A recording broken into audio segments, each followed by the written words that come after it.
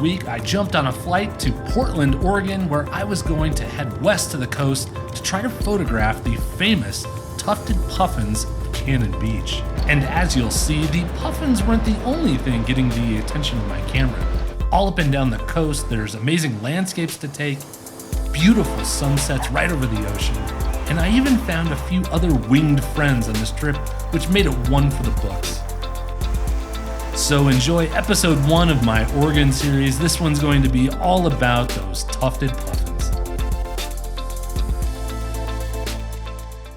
This is the Tolovana Park side of Cannon Beach, and it is where I stayed. More specifically, I stayed right about here.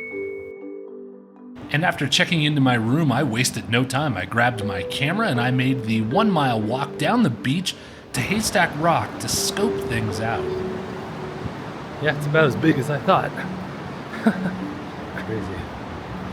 Let's see how close I can get. I definitely got here later than I was expecting. And this is when I learned my first lesson. Tides matter. I don't know anything about tides. I'm a landlocked Colorado guy, you know?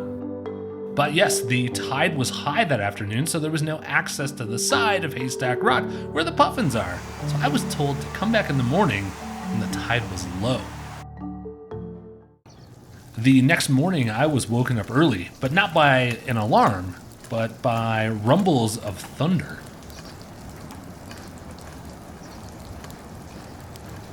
I left my room and walked down to the beach just to see how it looked visually, and yeah, it looked pretty gloomy and not ideal for photos, but I wasn't going to give up. I decided to drive down closer to Haystack Rock to see if the rain would stop, and looking at the radar loop, it didn't look too good. Ultimately, I decided to go down and photograph the puffins in the rain. There was nothing I could do about the weather, and this was the whole point of my vacation, so I didn't want to just sit in the car. Decided to go down there, make the best of it as I could. Pretty obvious where we're going, I think.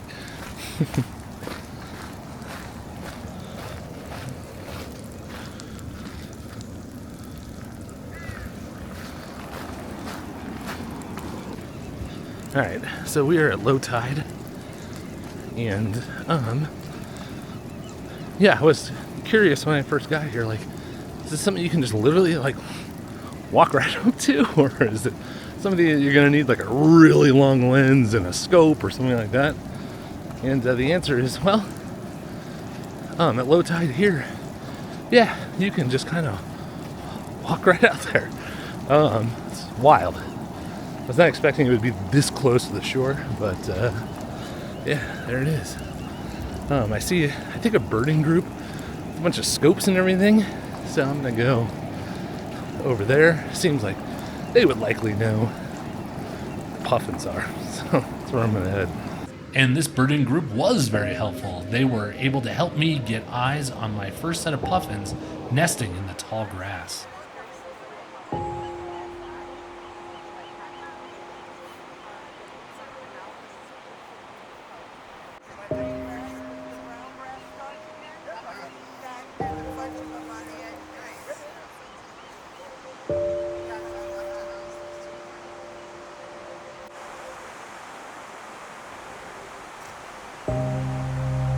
The rain was really keeping the puffins isolated to the island, and they were not flying around and being as active as they normally would.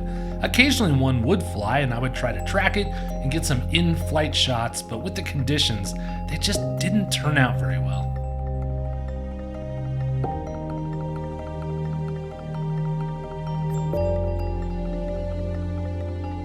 After shooting for about an hour, I decided that I had probably gotten the best shots that I could, decided to call it for the day, but I was optimistic because I knew that the weather the rest of the week was going to be much better.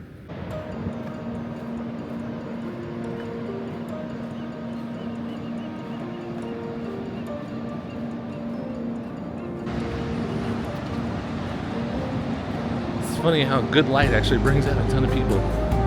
Needless to say, I was happy to see those blue skies and some better weather the next morning when I went out to photograph the puffins.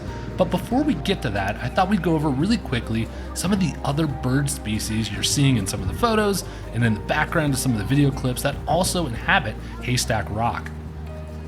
Hands down, the bird you will see the most around Haystack Rock are these guys. This is the common murre, and I quickly learned that when they fly overhead, they will have a white belly, and the puffins have the black belly, so that was a quick way for me to determine whether or not I wanted to photograph them or not. And sad to say, most of the photographs I did get of the common murre were because I misidentified them as being puffins, so sorry, common murre, I think you're great, I just wasn't here for you right now. But don't get it mistaken, just because a bird has a black belly doesn't guarantee that it's actually a puffin, because there's also these guys, which are pigeon guillemots, and they fooled me a couple of times. Another common bird to see along the Pacific coast here is of course these brown pelicans.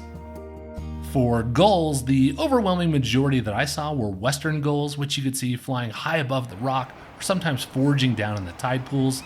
There were also California gulls mixed in, and glaucous winged gulls. And lastly is another one of my favorite species of birds to photograph. It's these black oyster catchers, which I sought out and unfortunately only saw them one time here in this awful light, which was right at sunset. And that's unfortunately the only time I saw them this whole trip. The previous day's gloomy weather meant that I had to settle for puffins hunkered down in the rain shots. But now that the sun was out and I had blue skies, I was ready to get down to business with some good birds in flight shots. My initial strategy was to locate puffins on the rock and then sort of hope that one would either fly in or take off, and that worked at first.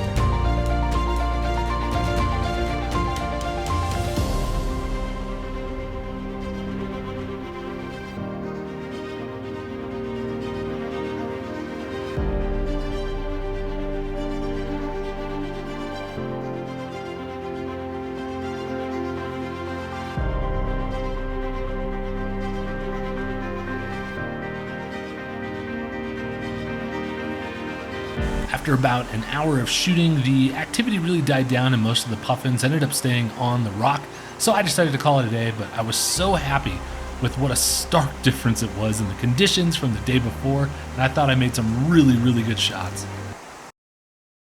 Pretty much like half the puffins that we see On day 3, I ran into a local photographer that I had met the day before, and he said, "Oh, Scott, I'm glad you're here. We've got a bait ball just off the beach."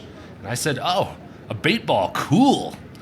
What is a bait ball?" A bait ball, as I learned, is a large school of small fish all swimming right around the coast. It makes it really easy pickings for all the birds on the island to swoop down or swim around the area and get an easy meal, and it promised for some really good photography.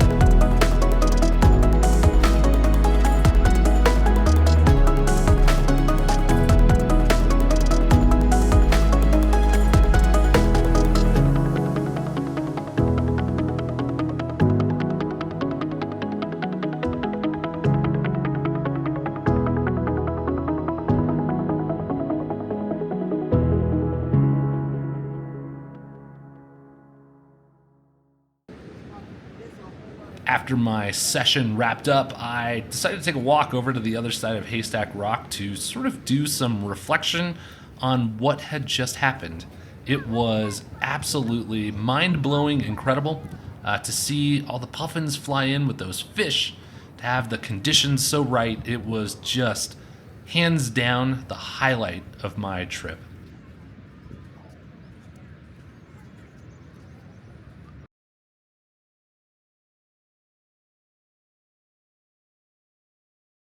For the final day, I was still riding the high of the successes of the day before, and I was out for some more good bird in flight video sequences. But as it turns out, doing that is kind of hard, and I was really struggling. In this clip, I was trying to track along with the puffin and was doing an okay job, but at the end, the puffin fell out of frame and I quickly grabbed back on to the next bird that I saw, and it ended up being a common murre. I have no idea where the puffin actually went. Or one would fake a landing, and you can see here at real-time speed just how fast they are and how hard they are to track.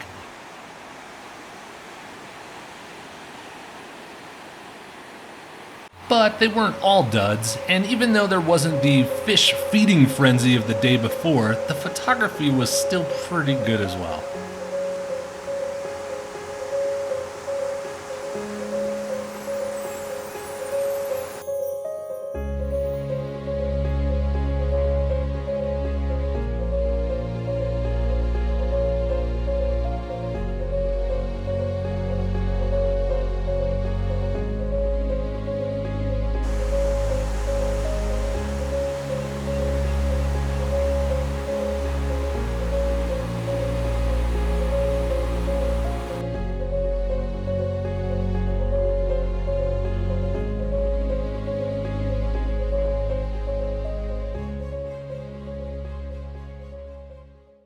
All right, well, that was the Tufted Puffins out at Haystack Rock in Cannon Beach, Oregon, and I hope you enjoyed the video. Of course, I wanted to jump in here at the end to talk about a few things. First off, I think I didn't do a very good job at the beginning of the video of explaining why these puffins are such a big deal.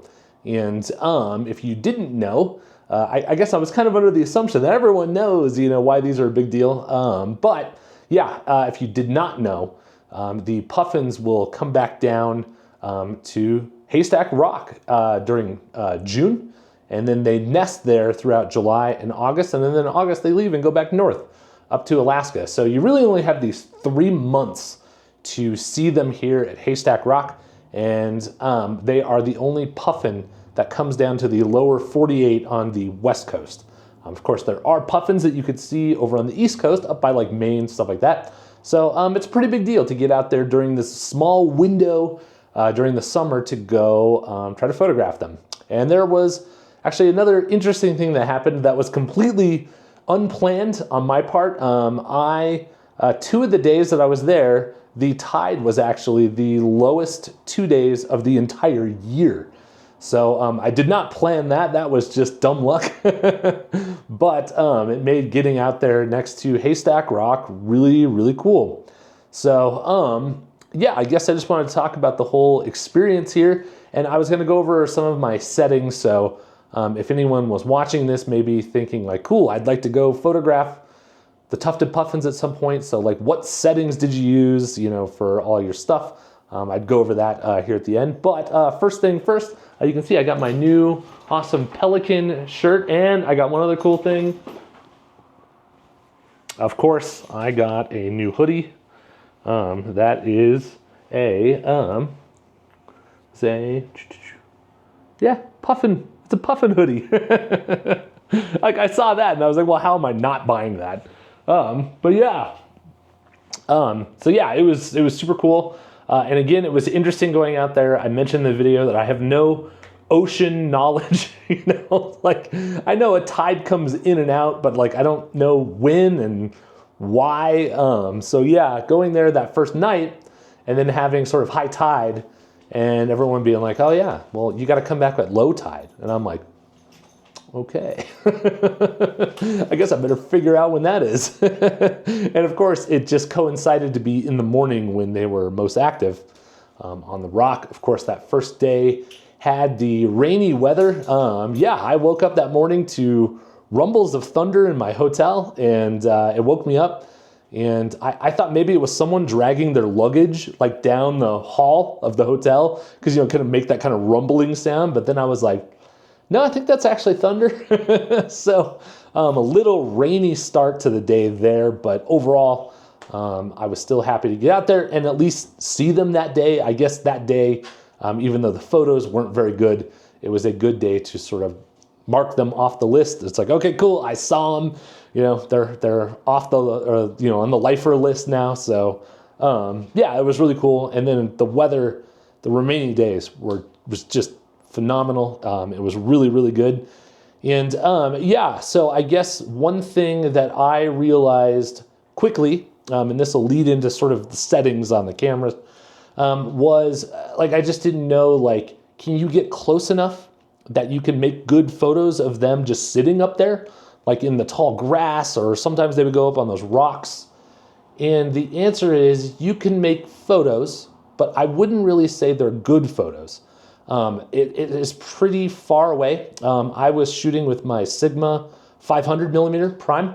I did not take my 200 to 600, and I was just thinking, like, if I had that extra like 100 to get out to 600, would that have made a difference?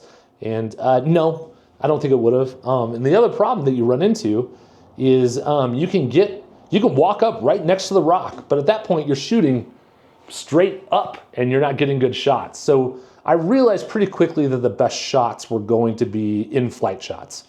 And on the days that I had the good blue skies and we had the sun out, I shot at pretty much my standard bird and flight settings. So I had my aperture as wide open as I could on my lens, which is 5.6. And then I had my shutter speed set to 1/2500. And on the day that was rainy, I was using 1/2500, and it was a mess. Like, the photos were still blurry, and the ISO settings, I leave it auto. So the ISO was really high because it was trying to compensate for the bad light and the motion of the birds. They're fast. They're really fast. I think you saw in that last clip when I showed some in-flight full speed, it just couldn't keep up on the bad light. But in the good light, it did perfectly fine. So, and I shoot, usually I go from spot. I have like the small spot when I'm shooting, stationary wildlife, where I can really like focus in.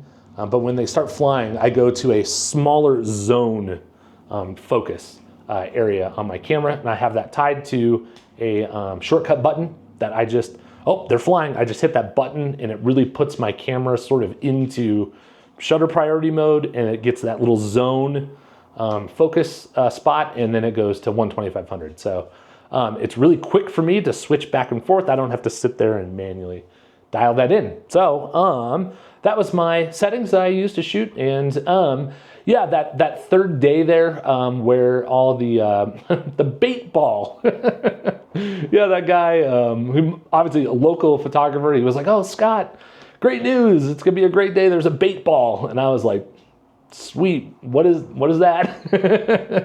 But yeah, it totally made sense. And yeah, it was every photo I took. The puffins were just full of, I don't know if those are anchovies or like sardines or like some other fish. Again, I don't know anything about the ocean, but yeah, it was awesome, and that was definitely by far the best day, because they were super active, flying around all over the place. And yeah, I think that was the day that I made my best shots, and just had a really good flight sequences. There was one there where I was following the two, and that was in slow-mo. I was able to keep them all in frame, and that was a full like panorama. I had to spin around like 360 degrees to get that full sequence. And yeah, I thought it turned out really well.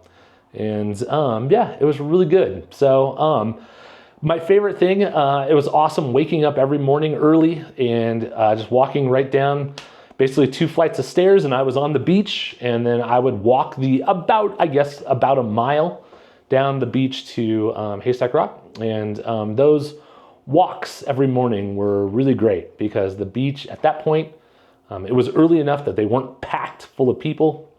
And so just have that kind of moment to myself to kind of just enjoy the view, take in the ocean, and then go photograph the puffins was pretty awesome. So that was, I think, a good wrap up of the trip. One funny thing I'll end here with, one of the local photographers one day that I met was telling me, he's like, oh yeah, actually at one point there was a mountain lion was out on Haystack Rock. And I'm like, what? Like, how did that happen? And he's like, yeah, the tide got low one day and the mountain lion came out of the woods, because there's like literally woods right off the beach. And yeah, he got up on the rock, and then the tide came in and he couldn't get off the rock. And he was like, oh yeah, it was a whole spectacle. They shut down the beach. Like, it was this whole thing. And I'm like, wait a minute, is this a tall tale that, you know, they tell tourists? They go home and like, oh yeah, there was a mountain lion, and then the story spreads. So of course I looked it up, and it is 100% true. There was actually a mountain lion out on Haystack Rock. It was about this time last year, which was pretty crazy to think about. Imagine going out to photograph puffins, and next thing you know, you got a mountain lion. That would be pretty wild. But anyway, this was part 1 of my Oregon trip. I'm going to do another video that I'm going to start editing here in a few days to go over all of the other things that I did while I was there. Lots of really cool landscape stuff, some other birds that aren't puffin stuff is in there. I even saw some elk. And yeah, I just wanted to make it its own separate video. So that will be coming shortly. I've been really hammering down on editing this out. So yeah, but yeah, look for part 2 coming up soon. And as always, thank you so much for watching. I hope you enjoyed the puffins. I thought that was a pretty good trip. So I will see you guys on the next one. Thanks, bye.